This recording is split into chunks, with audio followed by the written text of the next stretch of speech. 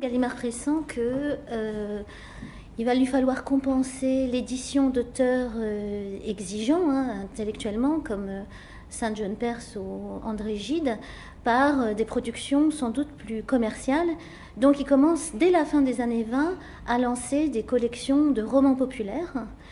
Et puis ensuite, il voit André Gide publier dans la Nouvelle Revue Française une nouvelle rubrique autour des faits divers, et il pressent qu'il y a là un public. Et ce qui va en quelque sorte faire le cocktail qui va causer Détective, c'est la rencontre enfin avec un personnage assez pittoresque nommé HLB, qui est lui-même un détective spécialiste de criminologie et qui édite une petite feuille commerciale et professionnelle intitulée Le Détective. Gallimard pressent à cette époque que l'avenir est aux hebdomadaires, c'est effectivement ce qui va marcher dans les années 30, et donc il rachète le titre.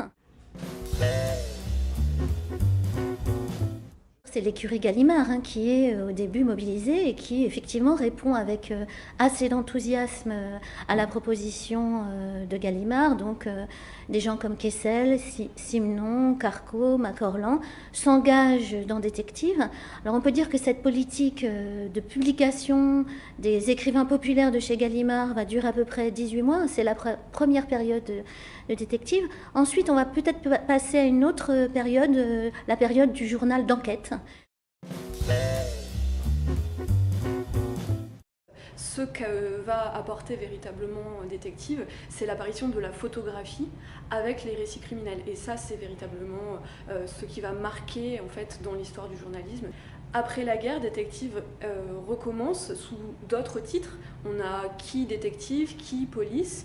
Alors certains journalistes de l'ancien Détective vont participer à la nouvelle équipe, mais ce n'est plus un magazine Gallimard. Et puis on peut penser au nouveau Détective d'aujourd'hui, qui est donc un lointain héritier de notre Détective. Alors, quand on regarde les deux couvertures, on se dit qu'il n'y a aucun rapport. Il y a pourtant un lien, puisque le nouveau Détective revendique cet héritage en citant Joseph Kessel, qui est l'un des fondateurs du premier Détective.